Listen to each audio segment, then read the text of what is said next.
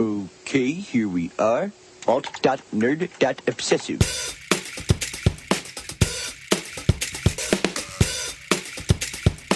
Worst episode ever. Hey everybody, welcome to Worst Episode Ever, a podcast for people who love The Simpsons, by people who love The Simpsons, about how much we hate The Simpsons. We are here trying to find which is the worst episode ever. And as always, my name is Dan. As always, my name is Jack. And Jack, it is We 101. Like a training session? An introductory course in Worst Episode Ever. How to listen to it or how to actually do it? I don't know how to listen to it. If it's how to do it, it's about time. Because frankly, the first 100 episodes, I don't think we knew what we were doing. That was all a test run. This is the beginning of the real show. Starting now. All right. So flip. Oh no, everyone. Hello, it's the freak show now. Starting now. Hemus is back. Remember me? It's been a bit of a time. I wasn't really featured in We 100. Starting now. Jack, it's great to be here. What episode are we covering? We are doing things a little bit different today. We're doing an episode from season 8. They seem exactly the same so far. You're wasting time with stupid voices. Wasting time with stupid voices. They're not stupid voices. You got an A+ in We 101. Yes, that's all I wanted. Maybe I'll TA it next year. We're doing Homer's Enemy from season 8, originally aired May 4th, 1997. Oh my God, that's 2 years ago next week. That is almost exactly 20 years ago, not 2. You said 2 years ago. Meant. Wait, how old am I? You're 2 years old. You should have been talking by now. Little Jackie. Hey, Jackie boy, we're worried about you. What am I, the time traveler's wife here? What if you were traveling back in time and recording different episodes out of order? That'd be amazing. That would be amazing. We should pitch that I'm to Rachel ABC. McAdams, and you're Eric Bana. It could be on after that time show that seems to be still on for some reason. Yeah, timeless. It's funny that I just call Eric Bana's time traveling character the time traveler's wife, even though he's the time traveler. He's the but time if I said the time traveler, you'd have no idea what I was talking about. Right. But by calling him the time traveler, it all makes sense. Is there a word? I want our grammar listeners. Is there a word for that where you refer to something? I think there is. If you refer to the opposite of something as the thing, like when you say Frankenstein and you mean Frankenstein's monster. Yeah, I guess. I mean, that's not the opposite. Well, it's the opposite. If I made that's true. The opposite of Jack isn't Jack's monster. Well, but Frankenstein isn't Dr. Frankenstein. Right. He's the monster. There might be a different word for that. The time traveler's wife is not the time traveler. Yeah. And neither is the time traveler. I don't know. I'm losing it. Let us know in the Reddit. Maybe we'll cut all this. Maybe we'll start over. Why are we doing a season 8? Why are we doing a season 8 Frank Grimes? I stopped as if I wasn't going to cut all that out, but it's staying in. Good. It should. Welcome to the podcast if you're a new listener. Why are we doing a season 8 episode? That's a classic error. I consider that classic error. A lot of people don't, but. So a couple of reasons. I mean, we have had requests to do pre-classic episodes, or just classic, I suppose. Pre-classic. Pre-classic would be Tracy Ullman shorts, I guess. Which maybe we'll do those too. Like 2 cavemen just with a rock father character. Yeah. Uh-oh. My butt is rock. Is that anything? My butt is rock? No. You get an F in We 101. Shit. I was going to TA this next year. Nope, you were fired. God damn it. You'll have to find another way to pay for your room and board. Oh, boy. We're going to try and do more 90s episodes, I think. Now that we've done, I don't know, we've had a couple of requests for some season 1 episodes, and I think that would be fun to do. Maybe if we space them out. The reason I think, I don't want to just arbitrarily yet. Eventually we'll have to. No, of course. I don't want to arbitrarily this particular episode. Some classic episodes. That's not why we're doing it. We're not doing it because it's old. We're doing it because this, by a lot of people's standards, is considered the jump the shark moment. Correct. So this is their Battlestar Galactica. This is their Moe's Rag. Right. I mean, this is an episode that people say broke the reality of the show. Right. And the premise of the episode, if you haven't seen it, I mean, we're going to talk about it at length, but there is a kind of normal world character who responds to Homer's kind of cartoonish oafishness in the body. But it is interesting that a lot of people, and diehard Simpsons fans, consider this Battlestar Galactica the beginning of the post-classic. And we should have, if we could organize this better, but we can't. We're doing this literally after work. We're both exhausted. Yep. Maybe if we could have tracked down somebody who hates this episode, they would have been a good guest. But that's actually harder than I think, because as much as there's an internet contingent, I don't know if I know anybody personally. Everybody I know defends it, and I believe the two of us are going to go into this episode defending this and saying this is why it's not a jump the shark. We'll see. You'll have to keep listening and find out. I'm telling you right now. That's okay. All right. Well, then. I mean, it'll be. You can turn the episode off. You did scare me a little bit before when you said, "Well, I've never watched this with our wee critical eye," and now I am worried I'm going to watch it and be like, "Look at all these extra beats." This is poop. I don't think it'll be poop, but we'll see what actual comments we have. Put that on the DVD. I don't think it'll be poop. Dan Mulhall, we university dropout. Are you talking about the season 8 DVD of The Simpsons or the DVD of We Studios that we're going to be putting out? Because we're putting out a box set DVD of audio episodes. You put the DVD in and you just watch a black TV screen. Yep, that's it. That's not something we're going to do, but we are going to take a break in a moment and watch this episode. If you haven't done that, you can do it on simpsonsworld.com or wherever you're watching episodes. This one's on DVD. If you want to buy it, you can go to amazon.wepodcast.com, support the show. That'll take you right to Amazon, but through our link so that we get a small cut of whatever you buy, and that helps us out a lot. If you want to help us out in a different way, Jack, we recently launched a Patreon. Yes, and patreon.com/WeStudios, WEE Studios.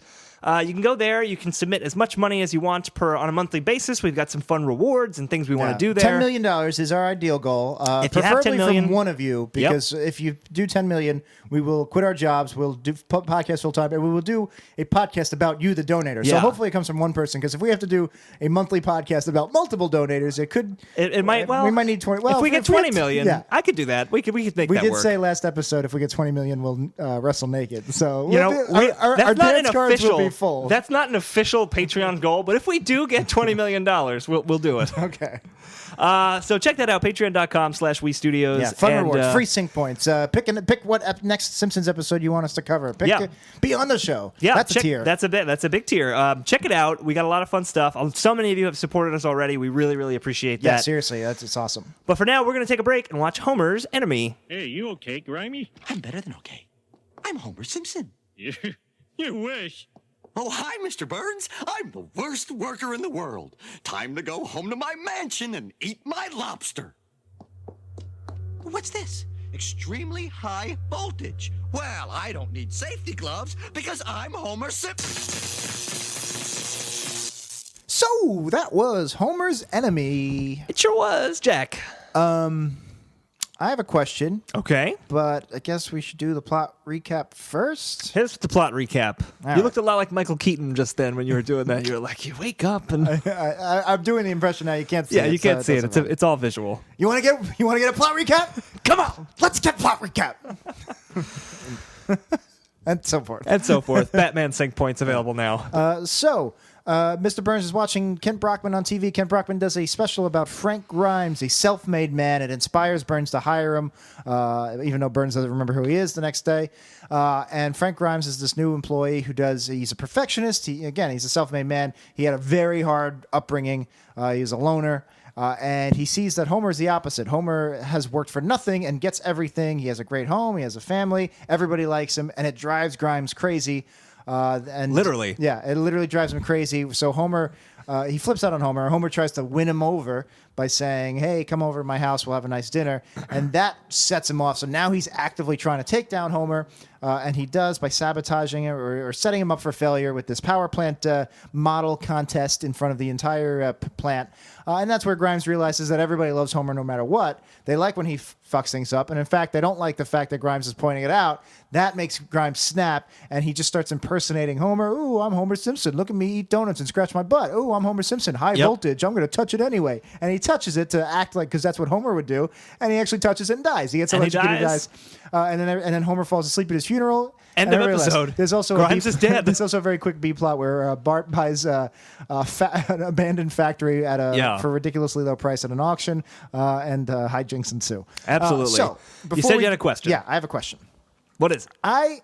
I mean, we're going to get into why people think this is a Jump the Shark episode because the meta aspects and Grimes dying and all that, Homer being a jerk ass. Yep. But is there I actually like the basic plot aside from all that.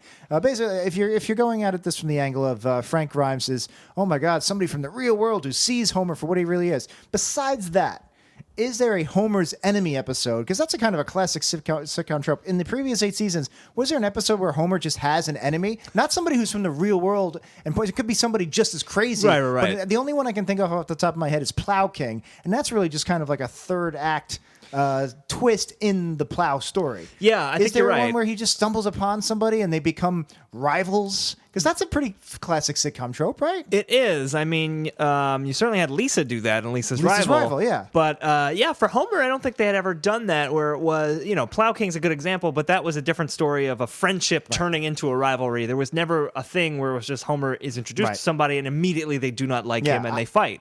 Because I could see the writers in season 8, the team behind season 8 going, we have a title, Homer's Enemy, Homer Meets an Enemy. That could have gone 50 different ways that would have not resembled a Frank Grimes episode, and it would have been great. Yeah, so just pointing that out. Yeah, I want to talk a little bit about the kind of meta aspect that you're kind of bringing up. That's one of the key tenets.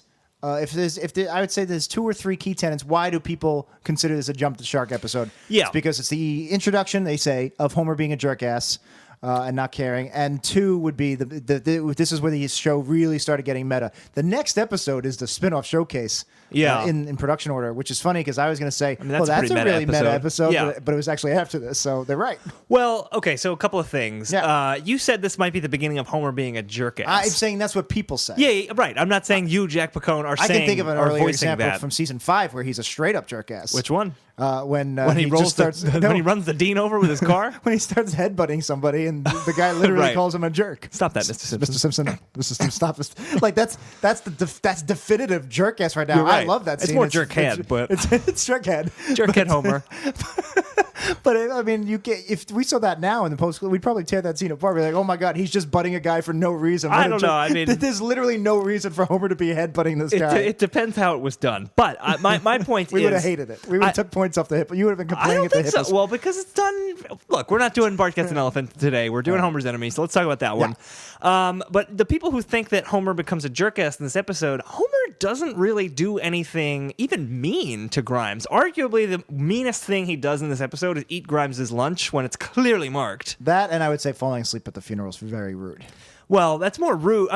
Frank Grimes is dead at that point, so it doesn't matter. I'm saying it's mean not like things. There's a god or a heaven. No, none of this matters. He's dead. Although there is in The Simpsons, there is a canonical god with 5 fingers. And he does come back as a ghost in that Treehouse of Horror we covered. Right. And also God was in that episode from season 41 that we did, and he said hello to Marge. Yeah, that was a weird scene. That was a weird one. But we're not talking about that today.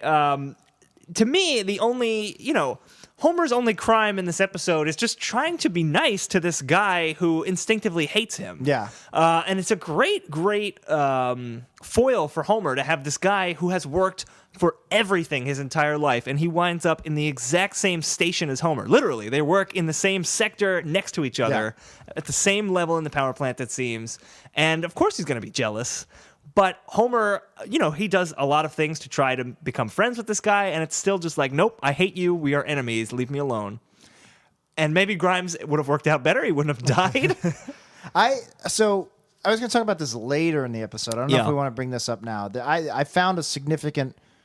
I wouldn't say flaw. I found something interesting about this episode. Okay, should we save it for later? No, let's do it. Let's do it now. I mean, I would assume that everyone who's listening to this has seen this episode, which is maybe not true of a lot of the post-classic episodes we've done. All right. Do you want to hear my Curb Your Enthusiasm theory on how to write a Curb Your Enthusiasm episode? Oh, sure. Okay. They're mostly improvised, aren't they? Yeah, but he writes the stories. Right. So I believe in most Curb Your Enthusiasm episodes, you have an A plot and a B plot. Mm-hmm. And in either one, doesn't matter which one of them, Larry David is completely in the right. He is doing everything right, and everybody around him is reacting the wrong way, and like it's you get mad watching because you're like, he's right. Well, not all the time, but a lot of them. I would say agree with most Larry. episodes there is because most episodes have an A plot, B plot, and C or D plot sometimes. I would say almost nearly every episode, one of those plots he does, and I looked for this actively. Yeah, one of these episodes, one of these plots, he does something. He's in the right. He took a bunch of napkins from the pizzeria. That's fine. That guy shouldn't be yelling at him. That's ridiculous. I mean, you're only supposed to take a few napkins. But the other plot, he is in the wrong. He's doing something ridiculous, and they're right to call him out on it. Sure. If you watch most episodes of Curb Your Enthusiasm, you will see this in effect. He's doing something right. The pants tent, not his fault. Right. And he's doing something wrong where he shouldn't have called somebody a cunt or something. Whatever it is. Right, a beloved cunt. Okay. So I think in this episode, for the first half or first 2/3, I was with Grimes. Grimes is right to be mad at Homer. At one point, he says, "You are everything that is wrong with this country. You just take and you do nothing. You do the bare minimum, and you just coast through life. And you are what's wrong with this country." Yeah, and he's pretty much right. I mean, he doesn't see Homer as Homer's a good dad. Good, he's a warm guy. He's got a good. He means well. Right. Grimes this version of Homer is not terrible. Grimes doesn't see that, but he is right in that Homer is lazy and probably shouldn't be working on a nuclear power plant. He's 100%. He drives drunk. That's terrible. I think we said in our drunk driving episode that should be as heinous as punching your wife. Like if he punched Marge or something. Right. That should be. We haven't watched that episode yet. So Grimes is in the right. He is right to call Homer out on his bullshit. Yeah, I agree with you. Then there is this turn, and it is with the poster where that's exactly what I was going to ask you. Homer Marge has a talk with him. Marge says, Grimes is right. Maybe you should try a little harder at work. Well, I think Marge is kind of this great middle ground between Homer is, I'm completely lazy, like not actively doing anything wrong, I don't think, but also kind of like he doesn't remember Grimes' name. He's just really, really uncaring about him and just kind of forgetful and not conscientious at all.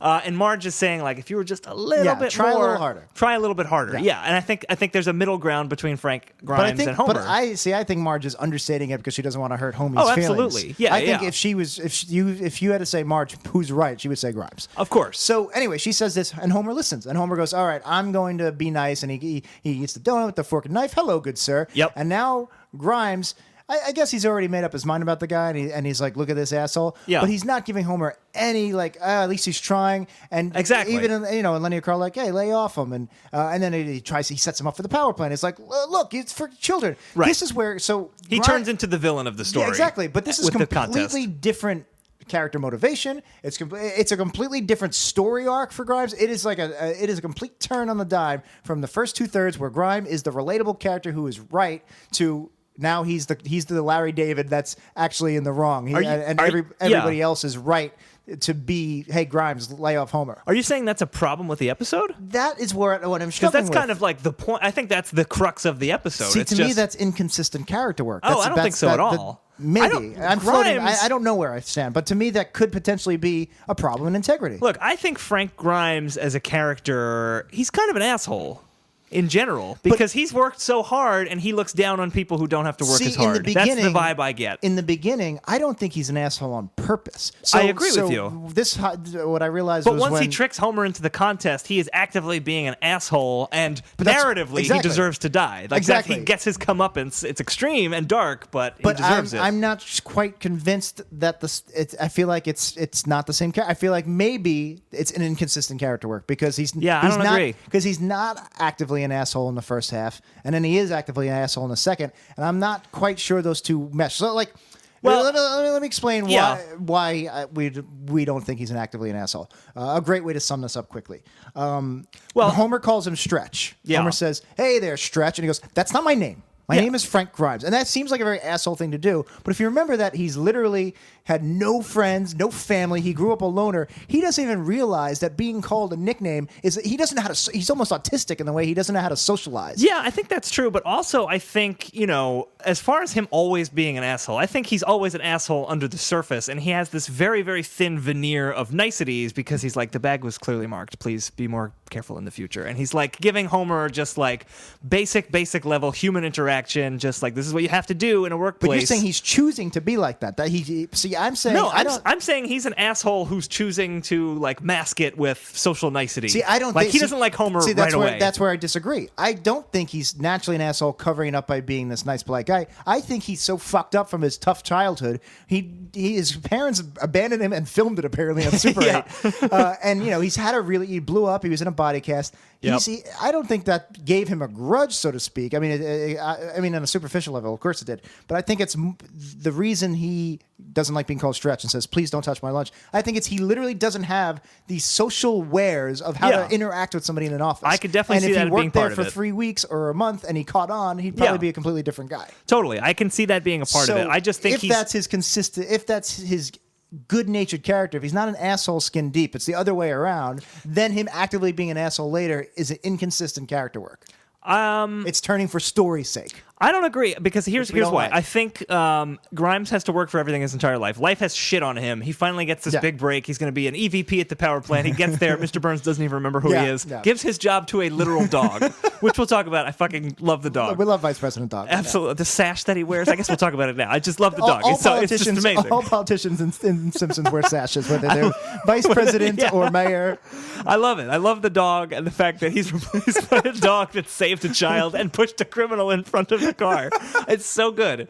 But anyway, Grimes has to work for everything. Everything gets taken away. Everything is shit. And Homer is kind of the personification of all of his perceived injustice in life. So I think once it reaches a breaking point and he makes that turn, he's taking out all of his vengeance on his own fate onto Homer. I guess you're right. So I don't think it's an inconsistent So I guess turn. it is consistent character work, but I do think... So I guess there's just two completely separate things happening here. I guess that's the thing. He's actually more complex character than we're giving him credit for. Because again, I think the "please don't eat my lunch" and the "don't call me Stretch, my name is Frank Grimes." I think those are innocent. I think those are he just doesn't know what a nickname is, and he doesn't know how to confront somebody in an office. I think you could that's do it that different from. So like here, what if he was dealing with a character? I don't want to say Lenny or Carl because they're not winners, but maybe he's dealing with who's a really competent character that works at the power Smithers? plant? Yeah, okay. So let's say Zutrak got promoted, right? No. Who's the other one that got promoted?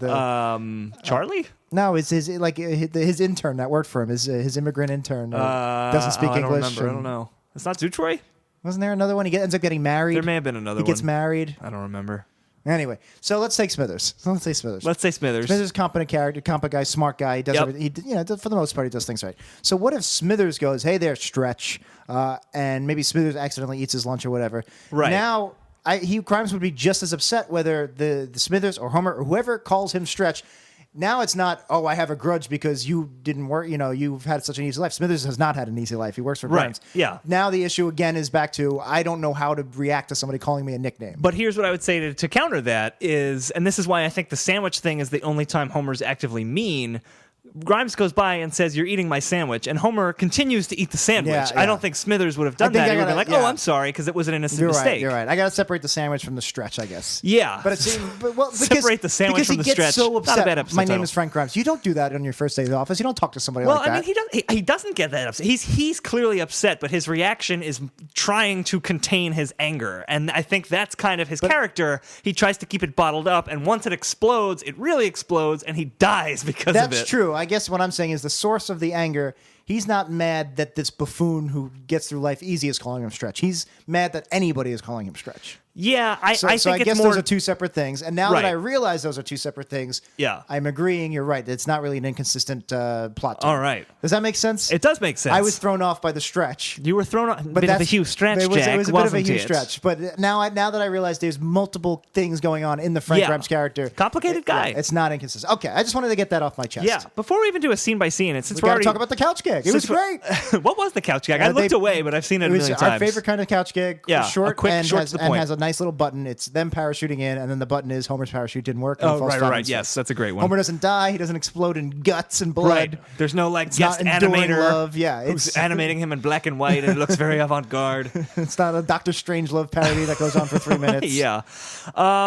Since we're talking about Grimes and kind of the complexity of his character, I really quickly want to talk about Hank Azaria and how he plays Frank Grimes in this episode. Was this not written for a guest star? Oh, wasn't it William H. Macy? That's the rumor, William H. Macy, and that also Hank Azaria kind of drew on William H. Macy's mannerisms to kind of populate Frank Grimes. Yeah, I love when William H. Macy goes, good.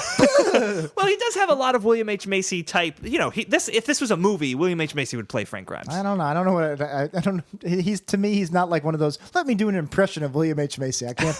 Well, I don't think he does an impression. I think that's why he does this really kind of nuanced performance. I think that should, Hank Azaria is terrific. I love him, and I think that it being Hank Azaria, someone in tune with the rhythms of the show, makes it much better than if it was actually William H. Macy. Or I think they also modeled Frank Grimes a little bit on Michael Douglas in Falling Down. Maybe. If you had Michael Douglas do the voice of the character, I don't think it would have the same pop, because then it's, this celebrity guest voice. It feels more like the home team. Frank Grimes is the home team because it's Hank Azaria. Does that make sense? It does make sense. I see your point. I don't know if I agree. I think the wrong guest star would have definitely done that. I think there's guest stars that would have fit him right in. Take other episodes with weird guest star. I don't know. I could think. I bet you could point to other guest stars where if it was somebody like Harry Shearer, Hank Azaria playing them, you would have go, "Oh, if this was a guest star, it wouldn't work," and it worked fine. You didn't even notice. How about this? Let's say this: if this was a season 29 episode, it would definitely be a guest star. It would probably be like Lil Bow Wow or something. I was going to bring this. I was going to say the same thing, and then I thought about it, and I don't think it would. We come across a few post-classic episodes where we're like, why didn't they make us guest star for this? Why did they just use Harry Shearer's voice D? Or sometimes they replace the guest star with a cartoon vampire.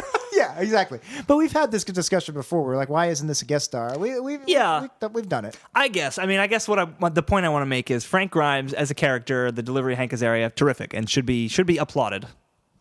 I agree. Also, since we're talking about character and integrity here and character motivation, what about Homer's motivation? So once Homer realizes Grimes doesn't like him, he's devastated. And he's like, hey, why doesn't Grimes like me? And then he makes it his mission. The rest of the story is him trying to get Grimes to like him. Sure. That's interesting to me. I don't have a problem with it. It's actually the same plot as one of the Seinfelds where Jerry's girlfriend hates George. Oh, and now George falls in love with her because he can't stand. I'm kind of the same way. If there's somebody at work who doesn't like me off the bat, if I give them a good reason, and there are plenty, then I get it. But if they just don't like me off the bat, right. And then there's a couple of people that got fired or they quit like early on, and now forever they just don't like me. And we have mutual friends like, oh, that guy's great. Like, it's like fuck that he doesn't guy. like me, and now because he doesn't like me, I automatically don't like him. Of course. But anyway, it's so that's a naturalistic thing.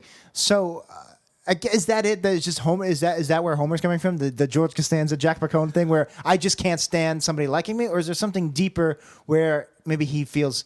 Maybe he's like, well, I do work hard for my stuff. He just doesn't see it. Is there something more to it, or is it literally just I don't like anybody not liking me? I think it's probably that he doesn't like anyone not liking him because, and this is kind of what the end of the episode is, it's not just Homer. It's all of Springfield is the problem to Frank Grimes because everyone in Springfield loves Homer, and they don't care that he is an oaf who's gotten everything easy and has been to space and didn't have to work for it and has a Grammy and met Gerald Ford. All this stuff that he points out to Grimes, then none of them care about that because that's our Homer. Yeah. And so the entire town loves him. Homer, like we said before, there's never been an episode where he had an enemy before. The entire town loves him. This is a first time this has ever happened to Homer where someone doesn't like him. I just realized, I guess when Flanders failed is kind of Homer has an enemy and it's Flanders. Not even. Well, because not even. I mean, I guess Flanders isn't actively, Yeah, Flanders doesn't know that Homer made a wish for all the bad stuff but to happen. Guess I'm anticipating, I bet you somebody in the Reddit would be like, Flanders could be considered. I guess Hurricane Nettie, there is that scene where he says, you are the worst human being. Hurricane Nettie's actually very similar to... It is. To the Frank Grimes episode. And they're same season because that's another... Flanders snaps and calls Homer like he sees it. He's like, "You're a terrible person." Right, but then I've been being nice to you this whole time, but you're really terrible. And the reaction from Homer is just, "Whew, I got off easy." Like he doesn't even. It's so cold and kind of cutting that Homer doesn't even recognize it as an insult. I never realized that before. They're kind of redundant. If anything, then anyone would actually be better because it's a character with backstory and it's adding shades of complexity to a character we know. Yeah, well, nobody ever says. Frank Grimes is always in the conversation for early episodes that may have jumped the shark. Nettie's never in the conversation. I think Hurricane Nettie does a lot to kind of recharacterize Flanders, and it's kind of like a Flanders-centric episode, which we hadn't really had. We have like a Flanders family kind of episode.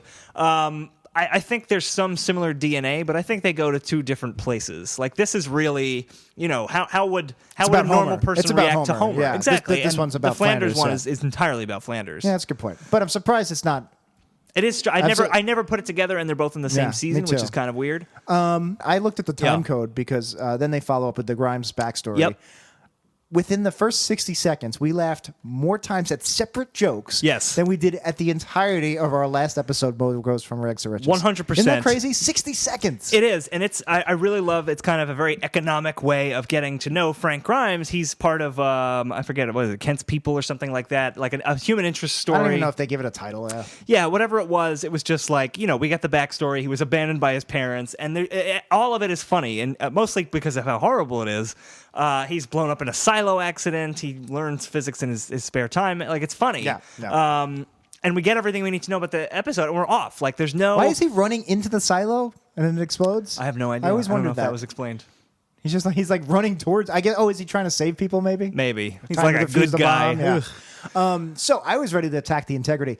So this is actually a great transition. This is one of those we're not used to seeing this, where it leads to Mr. Burns is watching this on TV. It's not just some weird random scene that is not exactly. It is a weird random non sequitur, but there's a transition. The TV is the transition. It's the way. But to it's the not next... a non sequitur because we're getting to know Frank actually Grimes. has to do with the story too. Yeah, but I'm just saying a post classic episode wouldn't even have Mr. Burns watching this on TV. They would just cut to something else, and later on you'll go, oh, this is where the Grimes thing comes in. Yeah, probably. They wouldn't even bother. It's like it'd be like the Simpsons go to the taco stand, and then Grimes is there. It would be like 2 SNL sketches as opposed to 2 Mr. Show or Monty Python sketches where one leads right where they're the linked. Yeah. So I like that. But we'll see plenty of that if we cover more classic episodes, obviously. Yep. Well, so I was ready to attack the integrity with Mr. Burns because Mr. Burns is crying, and I was just like, all right, I know they want Mr. Burns to hire him to get the story going, but Mr. Burns would never cry. He wouldn't have, even though it's a self-made man. Yeah, just like I think him, that's kind of the hook. I wouldn't buy Mr. Burns going, oh, we have to hire. I was like,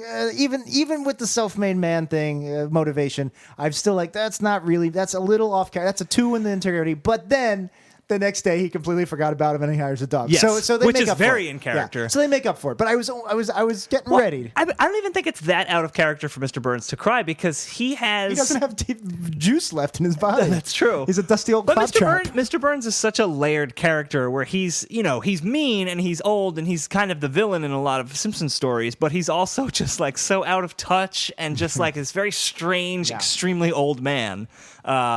Which is why he's one of my favorite characters. This was at the point of the show, and we're about 65 seconds into the show. Yeah, this is where I wrote down, so jealous of all the other Simpsons podcasts, with maybe the exception of Simpsons Index because they do some post-classic episodes, but they also do classics in there too. Right. So I'm just jealous of everybody else who does the same thing we're doing, but they get to our watch colleagues. Like, it was so nice to sit on the couch and laugh my ass off for 20 we minutes. had fun as opposed to being like, oh, that was horrible.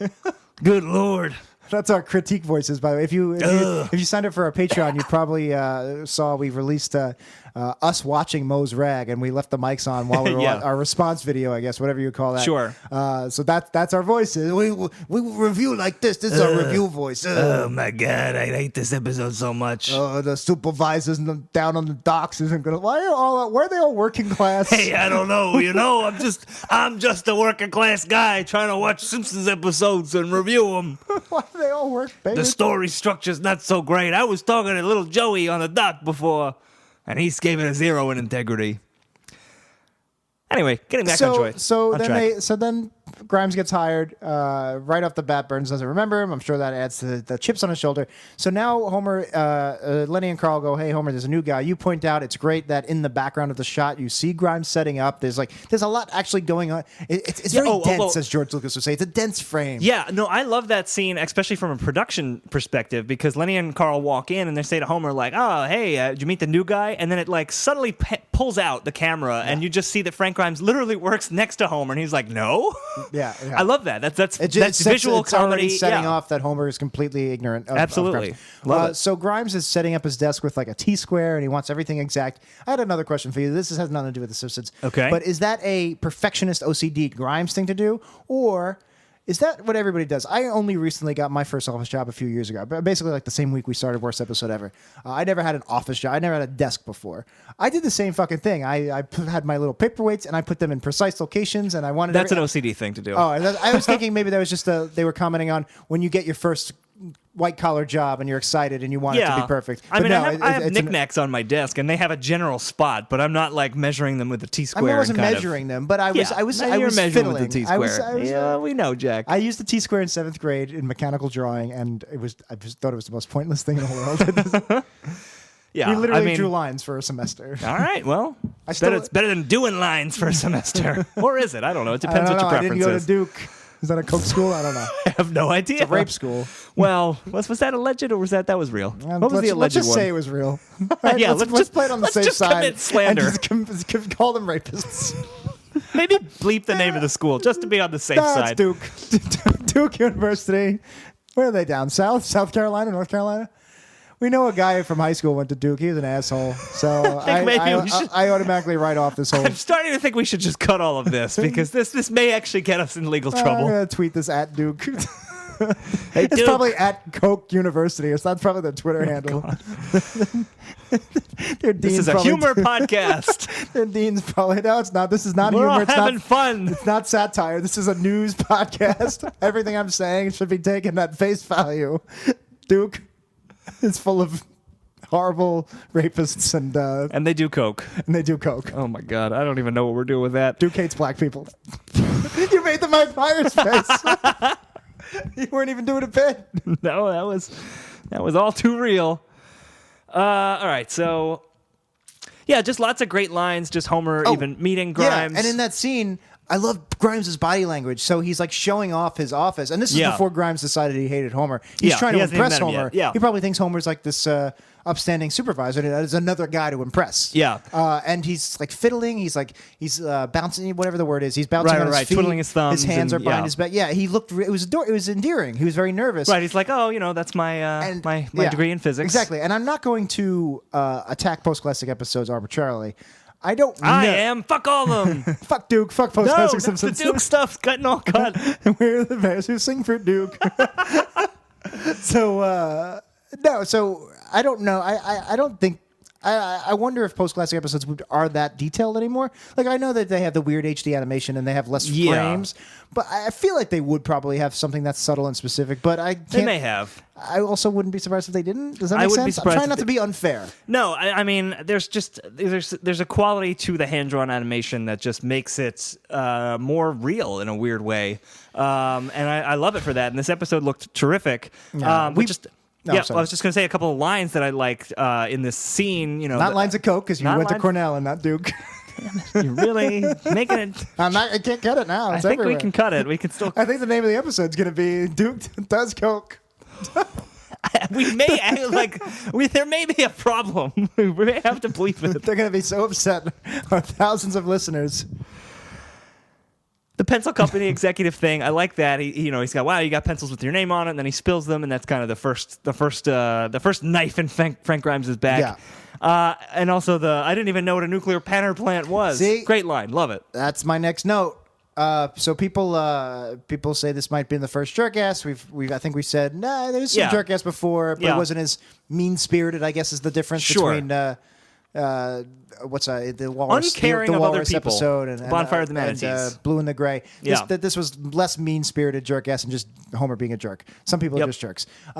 Besides that, I'm surprised more people don't say, "Hey, Homer's too stupid in this episode." I'm not saying that, but I'm surprised other people aren't, because him saying nuclear power plant isn't that a little too stupid for Homer? I mean, maybe Would season 4, season 3 Homer not know the name of, like, how to pronounce the thing he works at? There's an argument for that, but I think what they're trying to do, at least with the story, is set up just, he's got to impress on Frank Grimes just how dumb Homer is and how unqualified he is. Character for story? That sounds like a thing We Studios doesn't like. I don't think they teach that in We 101. I don't think that Homer is out of character. Duke, but they teach it in We 101. You're really making it exceptionally difficult to be a lawyer on this podcast. Lawyer, I work for a rival college. I'm probably going to get fired. Boy, oh boy.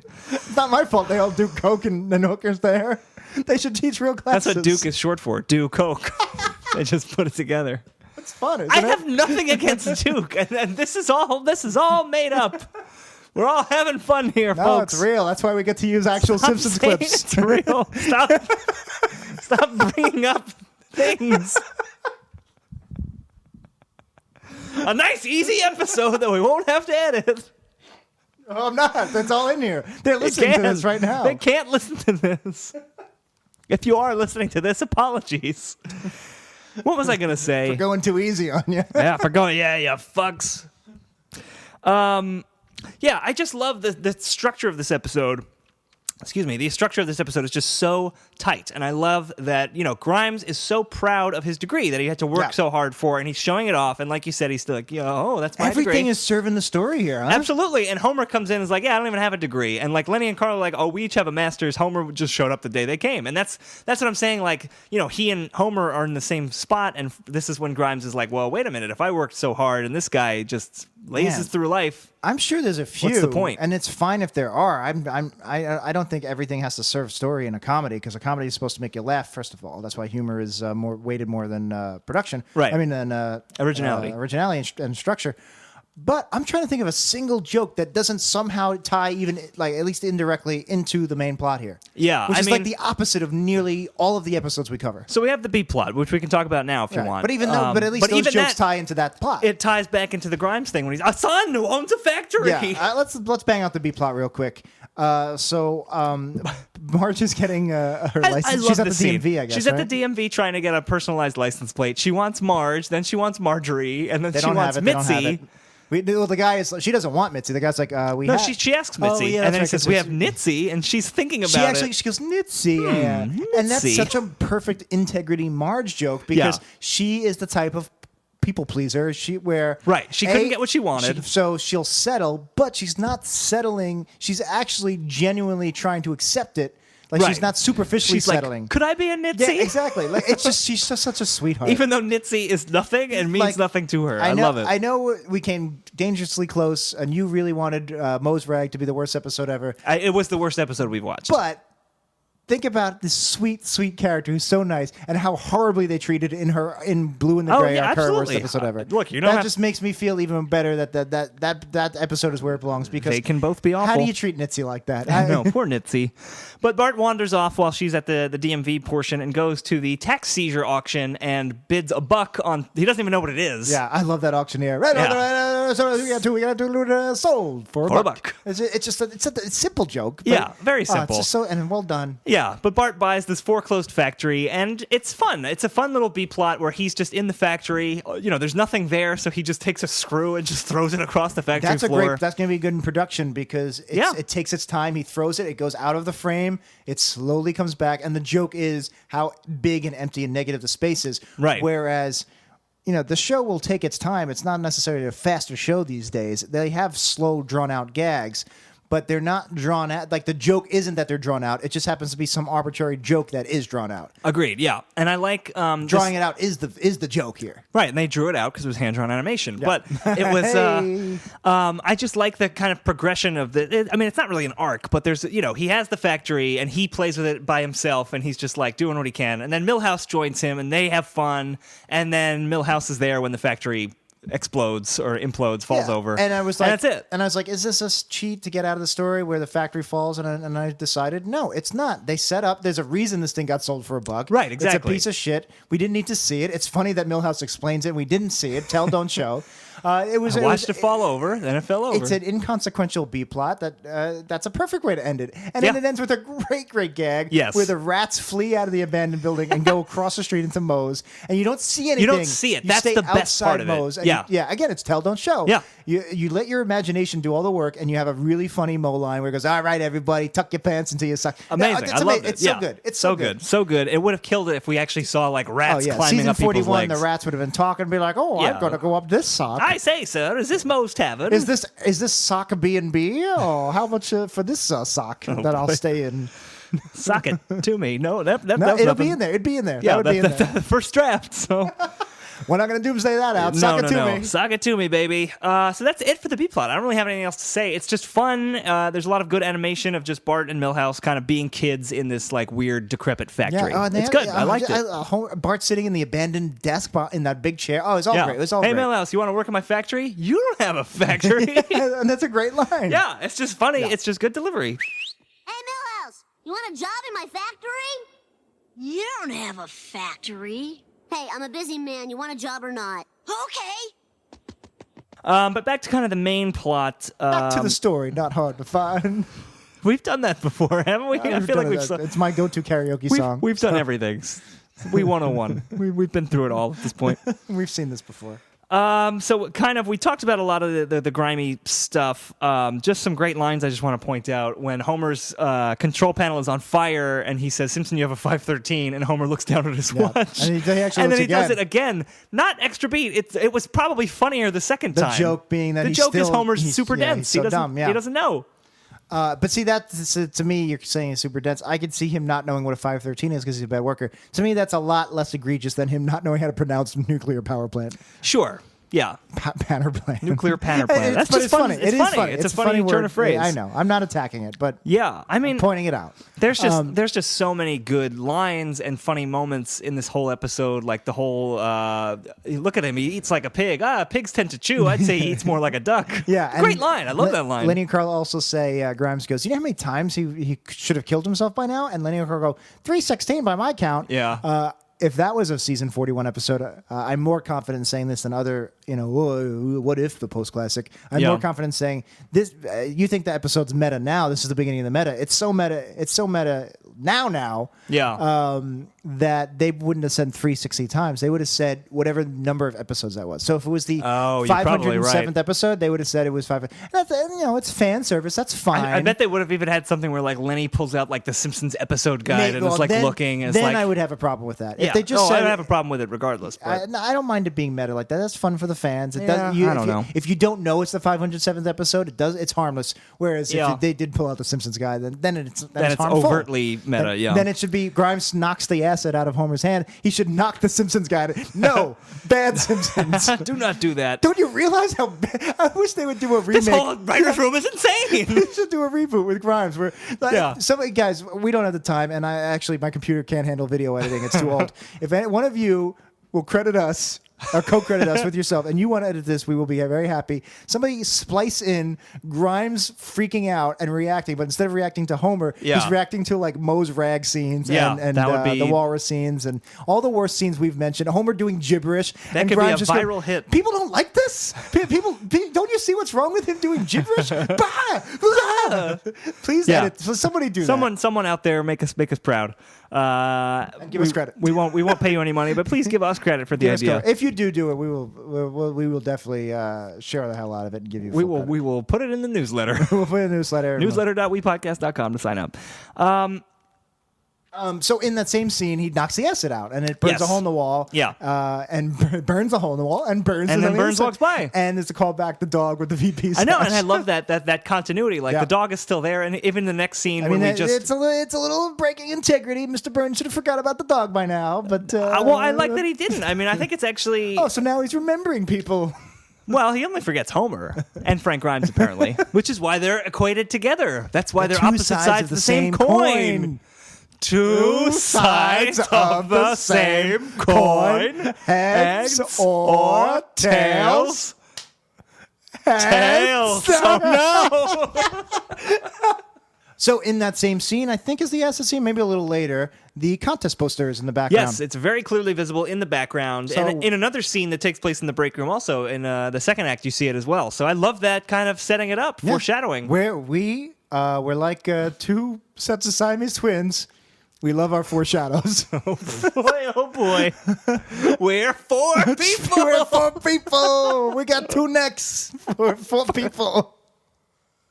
So wait a minute, the Siamese twins, they share necks? There's only two necks between four people? Not always. Sometimes it's usually the abdomen. The specific set. Okay, it's an odd choice. When you were getting our fan art that we're going to put in the newsletter, remember this unnamed character that we're not going to draw out, make a thing. Yeah. Because I'm pretty sure Siamese is also conjoined twins. And hillbillies prefer to be called sons of the soil.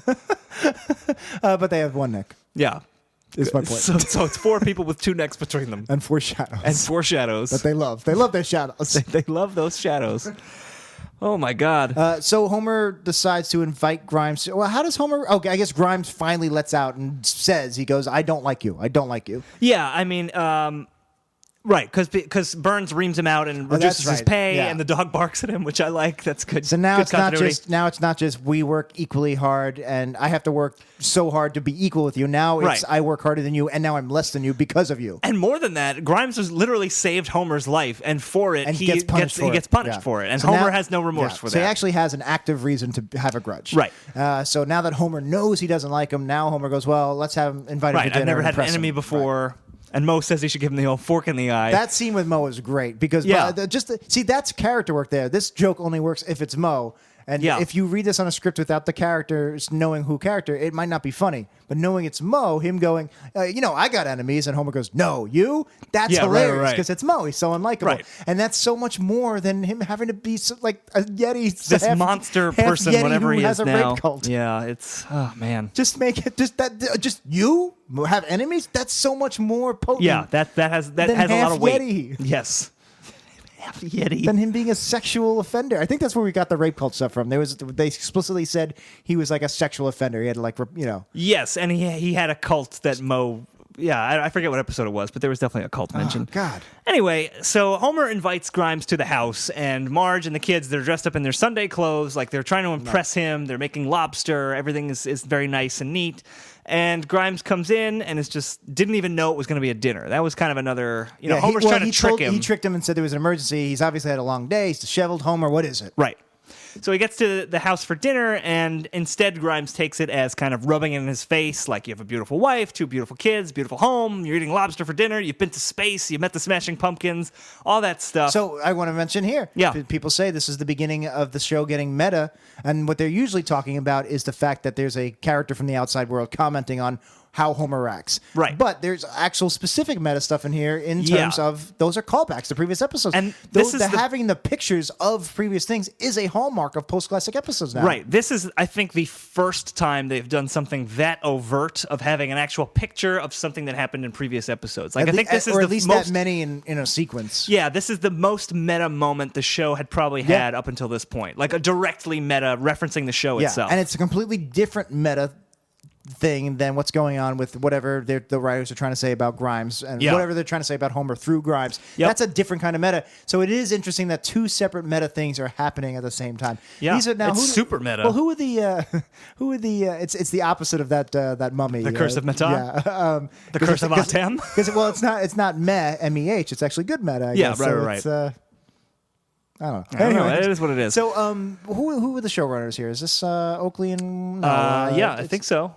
Oakley and Josh Weinstein? Did they do season 7? Let me see here. Are they the ones that did the Bush episode? Because that's considered a very meta episode, too. Bill Oakley, Josh Weinstein were season 8. I don't know if they were season 7, though. Okay. I'm on the Wikipedia page for 8, and I will not go to a different page.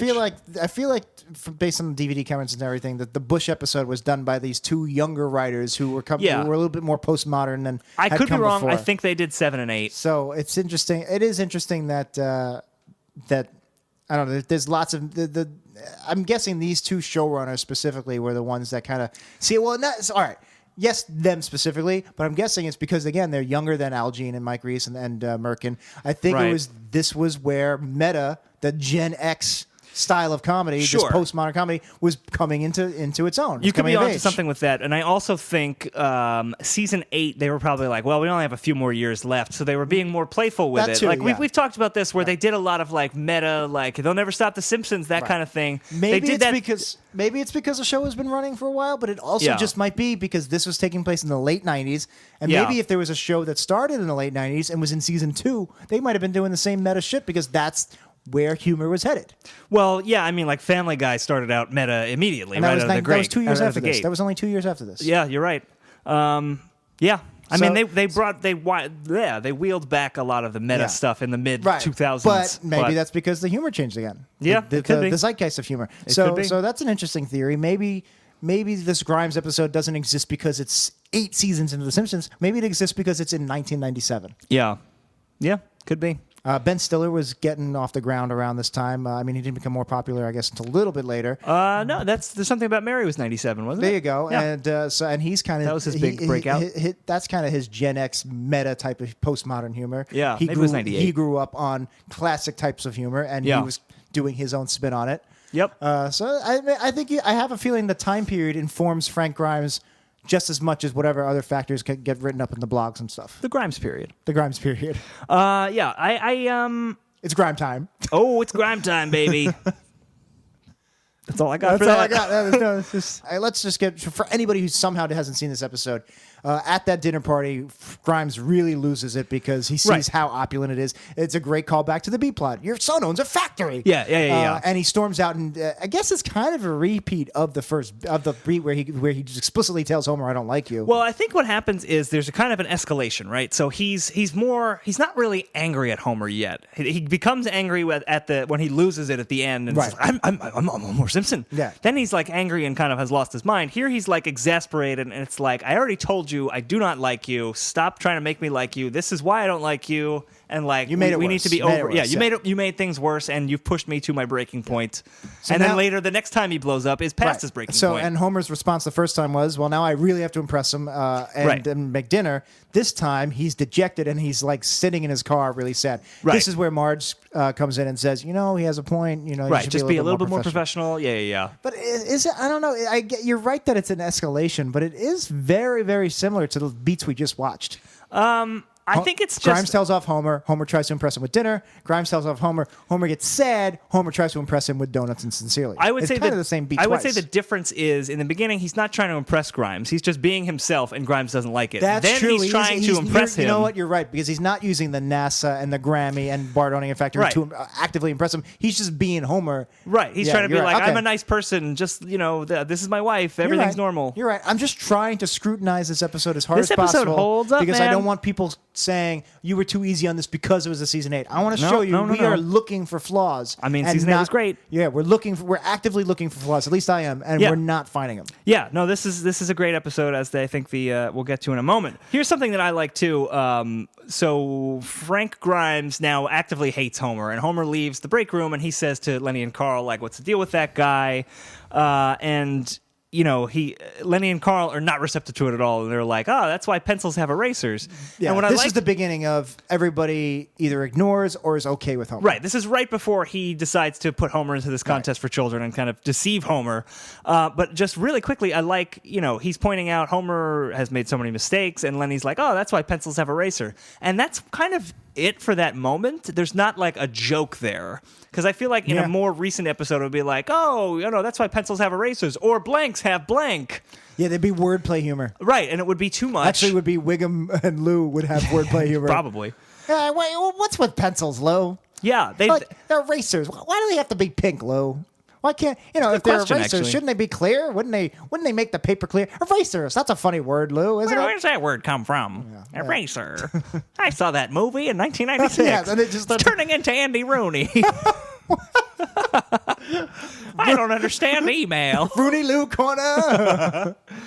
The title of the episode, Rooney-Lou Corner. Okay. I like Grime Time. But Grime Time's not bad, too. But Rooney-Lou Corners works for me. Oh, man. But what I liked about it, they didn't add that extra gag, and then later they kind of punctuate the scene with a funny line where Grimes is like, "Ha ha ha," and he like has an evil laugh and he leaves, and Lenny just turns to Carl and just goes, "So, how you doing?" I like that a lot. That's funny. And it's not just a random joke for joke's sake. It's kind of showing the same thing. Lenny and Carl are not only oblivious to Homer being ridiculous, they're oblivious to Grimes having a grudge. They're just like, well, anyway, back to our day. And also just like more of the same of like Springfield is just this weird place that doesn't react normally to Frank Grimes, who is ostensibly a normal person, where it's just like, they're like, "Well, we don't really care about what that guy's doing. How you doing?" That's true. I wanted to get back to that Grimes as a normal person when we're done, when we go to our overall talk of the episode. All right. With our what have we learned? Okay. Not this podcast. That's not this one. So they cut to this contest where Grimes tells Homer about this contest. He wants Homer to look foolish by competing with a bunch of kids. Right. Does he expect... Is he want Homer to look foolish because he's in a kids contest, or does he expect Homer to do terrible and be beaten by kids? I think probably a little bit of both. A little column A, a little column B. A little column B. A little column G for Grimes. There you go. So it goes to well, do you want anything to say about Homer actually working in the basement about the... No, I mean... Just jokes we like. There was a good line where he goes into the basement, the family doesn't know what he's doing, and he said, Marge is like, he said I wouldn't understand, he's using all the power tools. Complicated. Very complicated. Very and he hard, says, Marge, do we have elbow macaroni and glitter paste? Yeah, that's fine.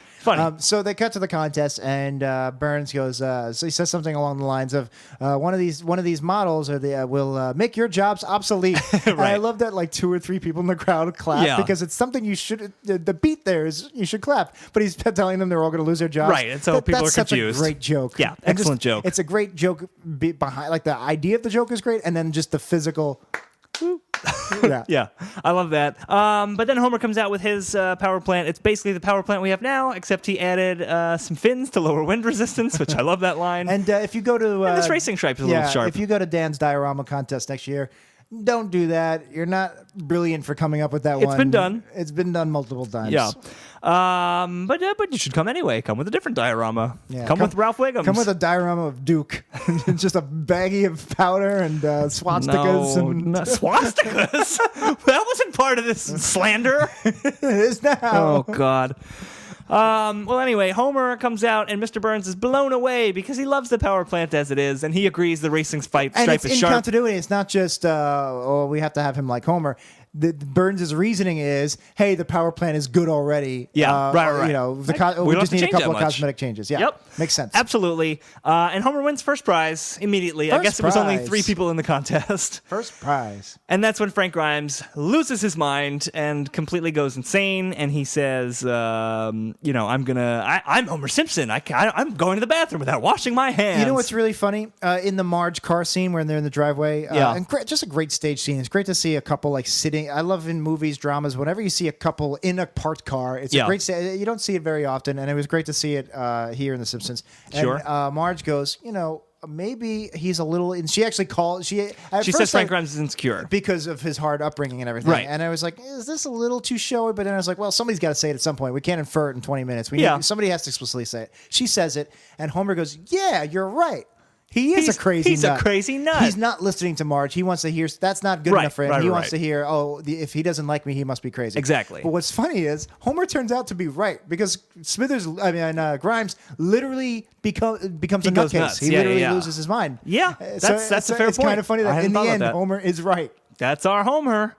Yeah, I mean, Grimes goes nuts through the power plant, pretending to be Homer, pulling his butt out. And then the famous scene. He grabs, what's this, extremely high voltage? And he grabs the high voltage and smash cut to his grave. Yeah, you see his bone. You see him get electrocuted. You see him get... So this is dark. Like, we're so used to it. We've seen this episode hundreds of times probably. Yeah. That is really... I'm trying to think of other times where a Simpsons character was killed off.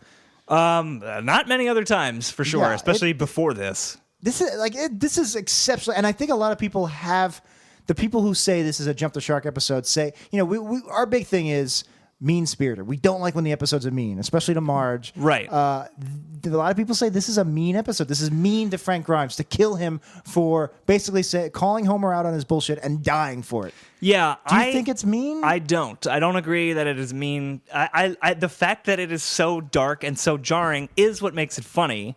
And I think, it's well established throughout this episode that, Grimes was a hard worker, but I don't think he was good. And it's narratively, it makes sense for him to end this way. You think he's the villain? You really do think he deserved to die? Not that he deserved to die. He didn't deserve to live. Oh, God. We can't cut it now. Baked in. That was the last one. That's it. That was the last straw. No, I have nothing against Duke. I don't know where you don't think they all deserve to die? You think that's over? I do. But I think Grimes dying, it's the shock of it is what's funny. And I feel like after the fact, with 20 years of hindsight, people are saying like, did he have to die? Like, could he go into a cast or something? No, I think there needs to be a finality like that. We're never going to see this guy again. All right, they brought him back as a ghost once, but no, other than that, I don't disagree. I'm not prepared to completely say it's not mean-spirited.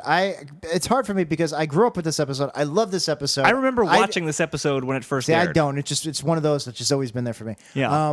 But which is weird because I do remember watching a lot of season 8s. Oh my God, I remember watching season 2 episodes for the first time. But I don't know. I guess I'm saying my nostalgia is I can't see past my rose-colored glasses on this one. I can't tell I have a feeling if we watch this for the first time today, that might have stopped us going, wow, they literally just killed off a character. But saying wow in a negative way or in a positive way? See, I think it would have been in a positive way because I think there's a way to do this. Because I don't think he deserved to. I don't see him as a villain until that point where he's actively trying to seek out Homer. But again, I almost feel like he's justified in that. There's a point. Well, I think there's a way to do this that would be bad, but I think they kind of do it well here. Grimes was not just a throwaway character. They do execute it well enough. Right. I'm not that offended. Actually, well, you finish your thought. Well, I think he gets an entire episode. He's a fully fleshed out character. I won't do Freet, but he gets kind of a fitting Simpsons send off because what I love about it is no one understood him and no one understood why he hated Homer so much. To the point where Homer falls asleep at his funeral, and then the entire town of Springfield is laughing as Grimes is being lowered into the grave, which is a beautiful, dark touch that ends the episode. That's what I want to talk about. I'm not sure, but I probably don't have a problem with him dying. It is. I would argue it is probably the darkest moment of the show up to that point. Sure, I would agree with that. I don't think it's a bad thing necessarily. However, I'm much more on the fence about Homer asleep at the funeral. That seems more negative jerk ass. That seems a little bit more jerk ass to me. I can understand that. That's really rude. It is rude, but I guess you have to have Homer do something so the town can laugh along with him. Well, here's the thing. I like that there's one last fuck you to Grimes, and to me the fuck you is they smash cut to the cemetery and it says Frank Grimes. It says on the tombstone. Grimy as he liked to be called. And then Lovejoy goes Grimy, and he hated that nickname. I guess he hated Stretch, but he hates nicknames. He hated Grimy He wanted too. to be called Frank Grimes. Right. So that's the last fuck you where the people at his funeral are being told they're laughing as he's being lowered into the grave. Well, not even I the love laughing. that. I'm talking about the Grimy thing. Yeah. That to me is such a fuck you, and it's already as dark as it's ever been. I would be fine with them leaving it that. Them laughing while that's overkill to me. I think. See, I don't agree. I think that you need the laughing because I feel like that ties it all back together to say, this is the Simpsons, this is Springfield, this is who we are, and this guy who's an actual person kind of, there's no place for him in Springfield. He's got to go, and that's why he has to be killed. I never fully bought the whole he's a regular guy from the real world breaking the fourth wall thing. Not entirely he's not. I always saw Grimes as a foil to Homer in that, again, Homer gets everything so easy. Right. Grimes works so hard. I'm fine with that. I never fully bought and I know the writers have explicitly said this is what their intention with Grimes was. He's not a real life person, but he's reacting to Homer in the way a normal person would. See, I never quite bought that because I think there's plenty of Springfield kids. The show was realistic at some point. I do think there's been plenty of instances before this episode where people are. The whole point of Homer's character is to put him up against characters like that, where people go, "You can't do that." I feel like that's been there. I don't think there was a story that revolved around that idea, but I think it's just been there. I think people, by the show's very nature, the show has to be grounded. There's been plenty of times where the show was grounded and characters were acting normal. I guess maybe it's just the extent. I can't think of any off the top of my head, but Ruth Powers. I don't know. Yeah. Again, there's no episodes. There's no episodes that are based around the idea of somebody going head to head with Homer and being like that. But the show wouldn't have made it to season 8 if there weren't plenty of times where people were acting. If it was already a crazy make 'em up Playland Kang and Kodos episode from day one, the show would have gotten canceled.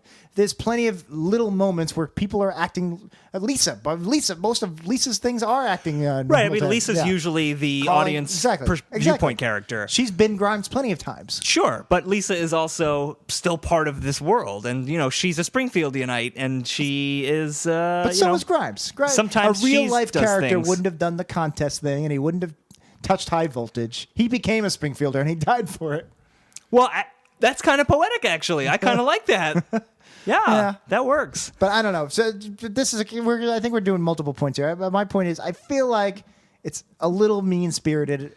And that's one of my biggest problems with post-classic episodes are how mean-spirited they can be. Yeah. The Grimy thing I thought was just dark enough. Them laughing as and Homer sleeping and them laughing at Homer. That was just a shade into that mean-spirited post-class, and I can see why people say this is the beginning of the end. I don't agree. I don't agree, but I can see where they're coming from. Yeah, I don't think it's a terrible argument. It works for me. I like it, and it's not as mean-spirited as, say, like Bonfire of the Manatees or Blue in the Gray. No, of course not. But I think there's a ember there that may have started the fire. Maybe Billy Joel is responsible. He did start the fire. Billy Joel wrote this episode. Yeah. Little known fact. He goes, we didn't start the fire. Yeah, but we may have started this one. Frank Grimes touched some stuff, blew up, and he went to the anyway. They already did it. They did it. You're right. I forgot about that. Never stopped the Simpsons. I referenced it earlier. For one more devil's advocate question. I was also going to throw you a question, but let's hear your question. You're first. I was going to ask you, do you think that this is the jumping the shark moment for the show? No, of course not. I like season 8. Well, I would say, although season 9 is I guess not the jumping the shark moment. I will say the very next episode, Simpsons spin-off showcase, I always defended the hell out of the episode. I thought it was just as flawless as every other season 1 to 8. It's an okay episode. And then we watched it and I was just like, this is a lot of dead air here. Yeah. I guess not the jumping the shark moment, like this is the episode that broke the show. I'm saying like, kind of, was this the point where they were able to do more things with the show, and then it kind of opened the door to a lot more zaniness? A Pandora's box, or like I was saying, an ember. I would say maybe, yes. Yeah. In that, maybe we're getting our unified theory of post-classic Simpsons here. Maybe the problem isn't that the show was on too long. Just like we said, this Grimes episode, maybe it's not because the show is in season 8. Maybe it's because it's in 1997. Yeah. Maybe post-classic Simpsons happened because it came out of a specific era. So that opening the door to meta jokes, maybe this is the first time, but it's not because it's the writers or season 8 or whatever. It's because meta jokes were starting to become in fashion in the year of Ben Stiller, 1997. Yeah. Gen Xers, postmodern comedy was coming into play. Right. Maybe that's it. Maybe that style of humor that became popular in the late 90s and early aughts is what broke The Simpsons. Think about it. The worst years of SNL were the early 2000s. Oh, I don't know about that. Yes, you do. I guess I wasn't really watching SNL the Jerry too much Minor, Rob Riggle years. Come on. I don't remember Rob Riggle being on SNL, but Jerry Minor, I remember there was this can be in deleted scenes. It was a terrible error. There was the bit that he did with Horatio Sands when they were on Weekend Update as the original rap crew. I said a rap, a rippity rap, a rip rap, rippity. I'm sure it had its moments. Yeah, I know. I just always remember that. So no, I'm saying maybe the things we don't like, that weird meta stuff, the stuff that even Family Guy gets wrong, like the early seasons of Family Guy are good, and they have, and there's even today they have their moments. There's funny meta things, but I think the biggest argument we have against them is they go too far all the time. Every time. So maybe they and post-classic Simpsons and a lot of things are a product of the main comedic zeitgeist at the time. Yeah, it could be. I mean, I late do 90s, think comedy. Yeah. I mean, for whatever reason, it was around this time that the show started to show its age and kind of, this was the beginning of the end, I would say. And then maybe it's because the team But that I think took this was a over- great episode. Yeah, maybe it was because the team that took over was a team that grew up on the comedy that made the early season so good. It could be. My question to you. Hit me. Is this episode flawed because there is no character arc? Homer learns nothing. He actually ends the episode sleeping at a funeral, probably worse off than he even started.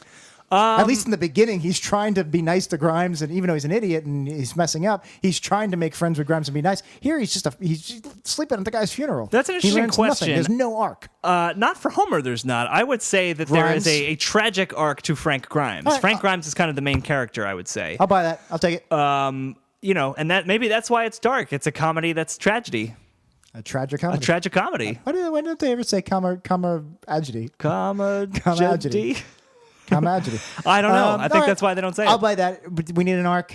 It's there in Grimes. Okay, Yeah, I'll take that. I think so. I can't stand it any longer. This whole plant is insane. Insane, I tell you. This Hippo Scale ranking is brought to you by our Patreon patrons. You can sign up at our Patreon at patreon.com/WeStudios. All right, so our first Patreon patron is Francis Mispagel. Thank you, Francis. Alexander Paul Halliday. Thank you. APH. Stephanie. Thank you, Stephanie. No last name needed. Thank you, Gretchen Engel. No relation to Madeline L. apostrophe. Definitely not. Faznastic. Thank you so much, Faznastic. Sounds fantastic. I assume that's not your actual name.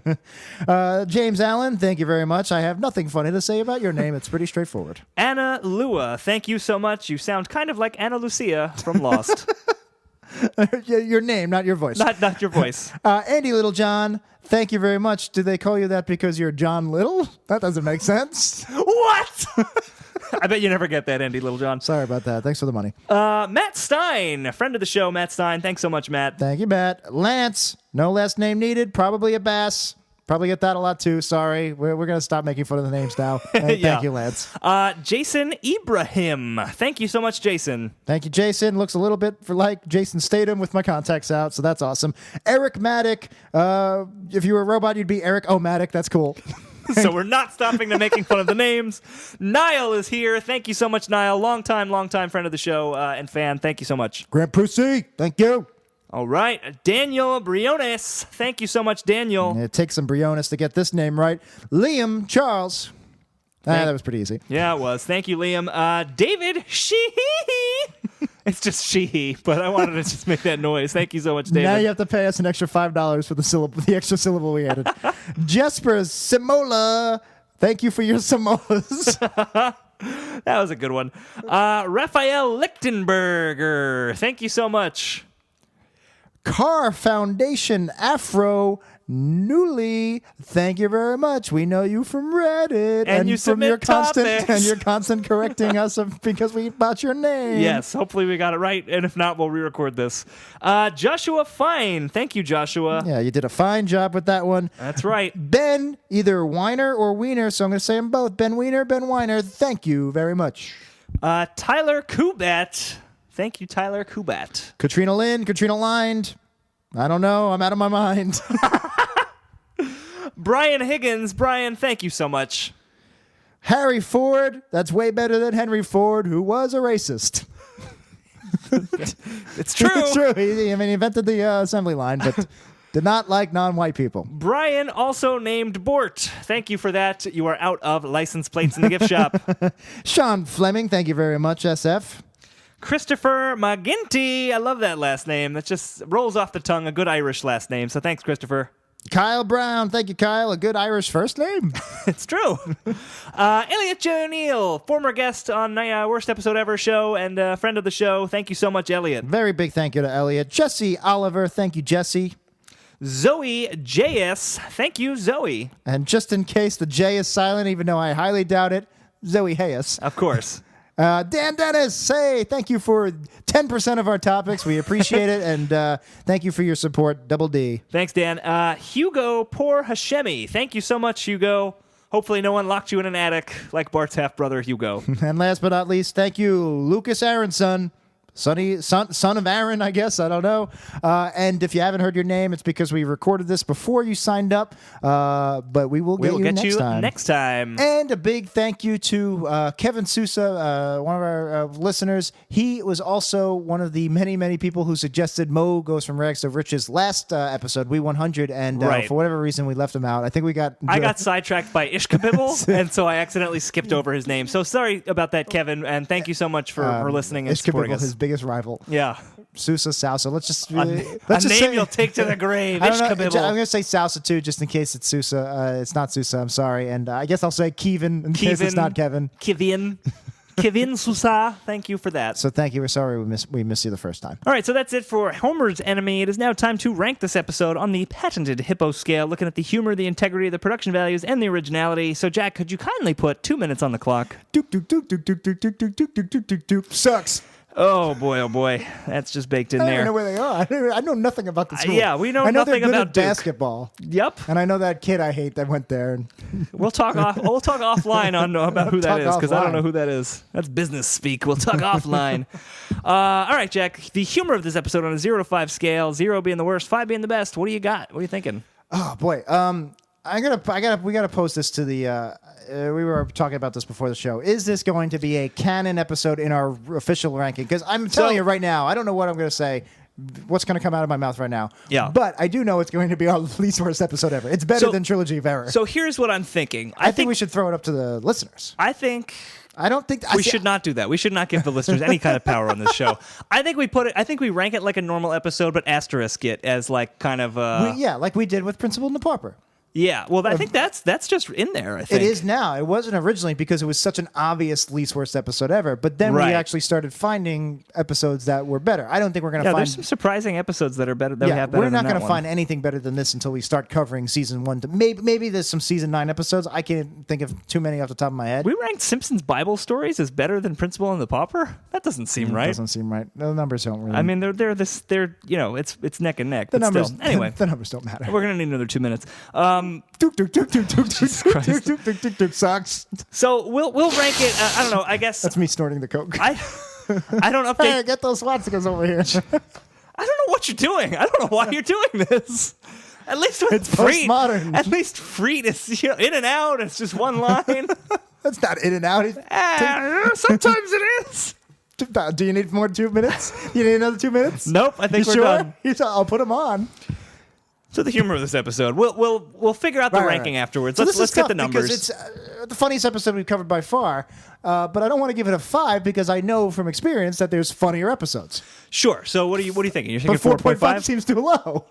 Can we do 4.75? Oh man, are we doing that kind of scale now? See, we might have to. I don't know if we do end up when we're in our late 40s and we get to our best episode ever period. Yeah, we might have to switch the scales because they're all just going to be 4.5s and 5s. Yeah, maybe we'll figure that out when we get there. But I've been grading the bad episodes, the post-classic episodes, on the idea that the classic episodes fit into the spectrum. Yeah. So if we're going by that rules, you know what? I will. That's generally what I'm thinking too. I'm going to round down, and I'm going to say 4.5.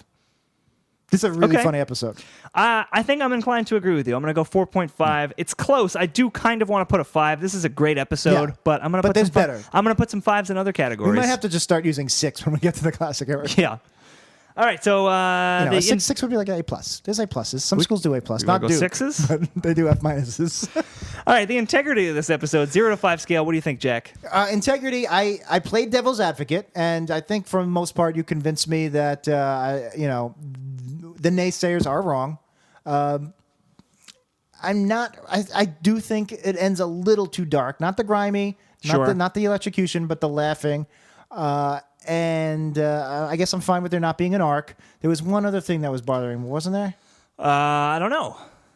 Bart Milhouse, you like that? Oh, I guess the idea of, we established Grimes as a complex character. Yeah. So his motivations were there. He had 3 characteristics. I feel like something is not quite clicking. I'm gonna round down again. Okay. 4.5. I'm shocked you're even that high. I thought you were gonna go 4. I think I'm also gonna give it a Marge going nitsy. That's a 5 right there. Oh, absolutely. Because it's such a Marge line. Everyone is in character here. I'm gonna also give it a 4.5. Homer is a little jerk-assy and a little dumb. Yeah, I think just nuclear power plant. It's a funny joke. That's why it gets a nice humor score.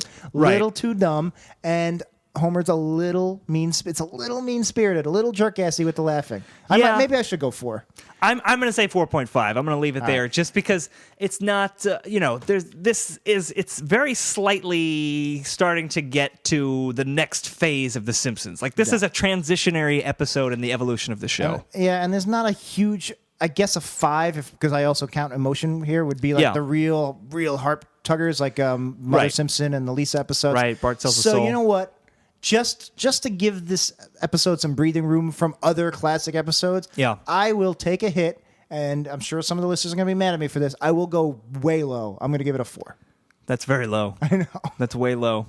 But you see what I'm doing, right? Yeah, I do. But what about the production? What do you think there? I love the throwing the screw. I loved a lot of that telling, not showing, like the modes with the rats outside.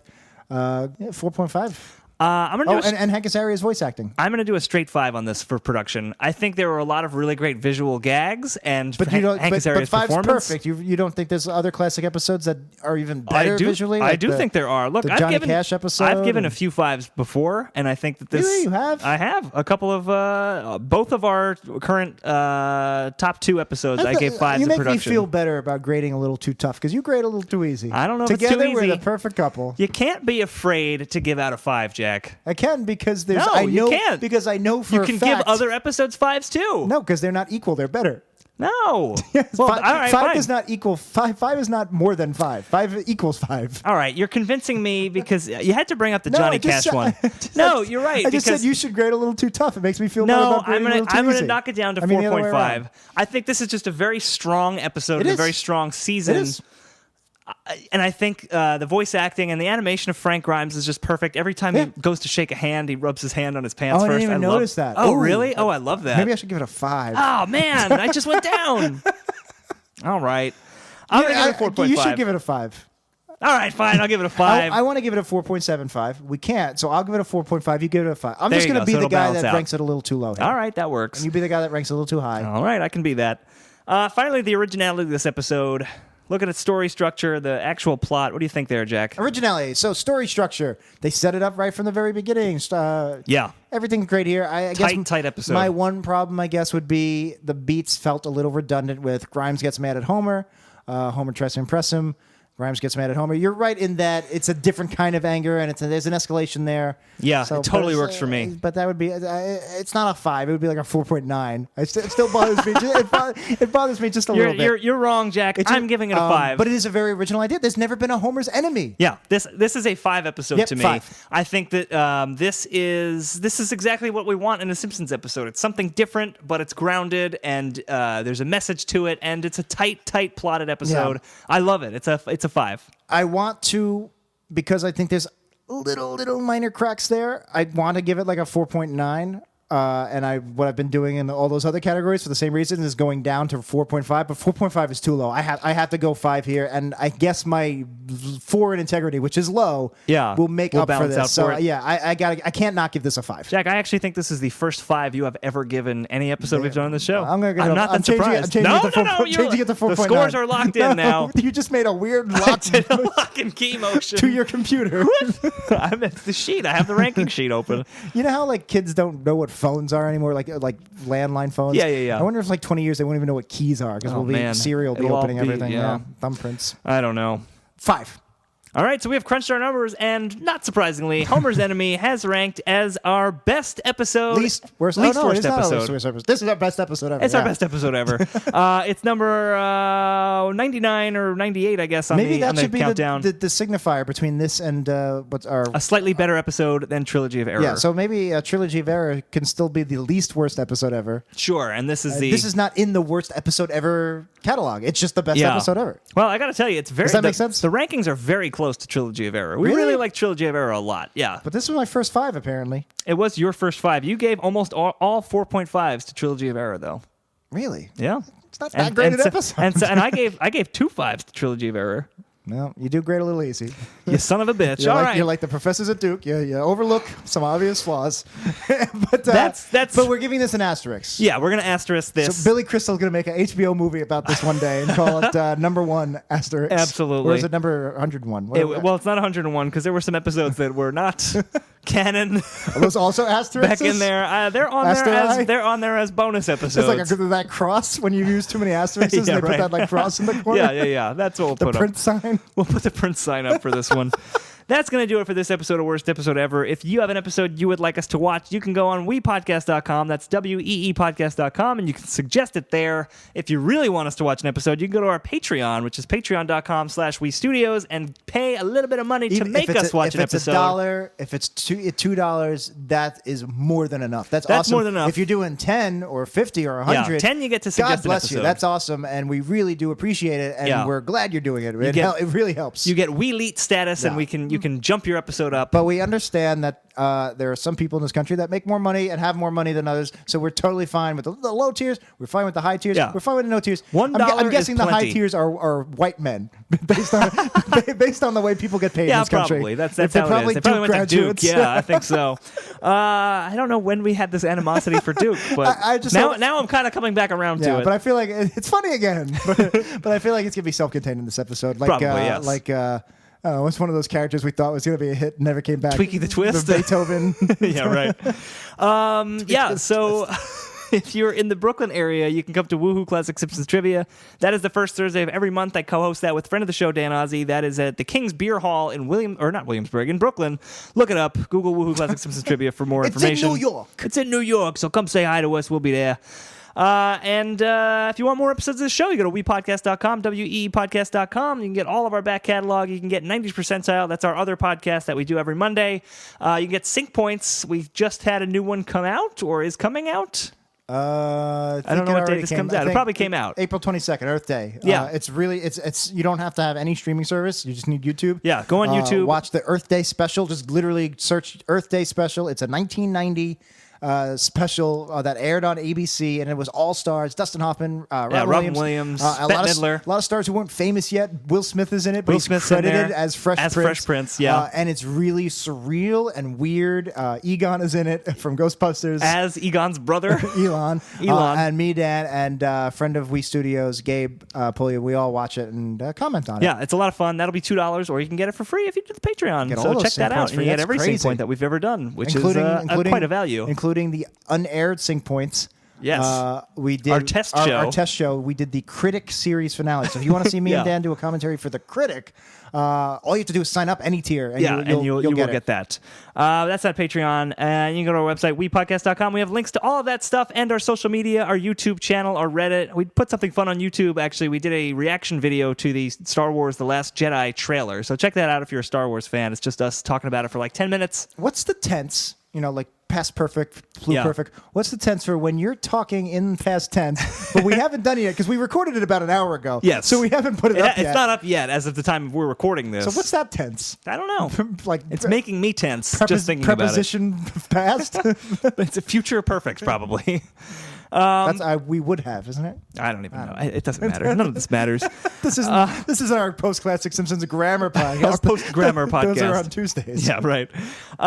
So anyway, wepodcast.com for all of our stuff, and we're gonna do this again. We're liking this batch of hundreds. Yeah, I think I don't like giving out fives. It feels wrong. No, it's too late. We've already moved on from that section of the show, Jack. Can we do a post-classic episode? All right, if you insist. Next time we're gonna do another episode. It's going to be our annual Mayoween episode for We 102, and we are going to be doing an episode from season 25, Treehouse of Horror 24. So that should be a fun one. Sure. Or maybe it won't be. Maybe it'll be a horrible nightmare episode. It ain't going to get a 5 in production. Probably not. I don't know. I think I've actually seen that one, and it's not awful. But we'll talk about it. We'll next talk week. about it. Are we not doing it right now? Hey, everybody! This is the worst episode ever. One of these days, we should just do like 10 in a row. Oh God, we would die. We have so many episodes. I'm half dead right now. It is 11 o'clock on a Friday night. I need to go home. So that's going to be the end of this episode. And Jack, how are we ending the show these days? Well, Dan, if you had passed We 101, you would know it's cut all this.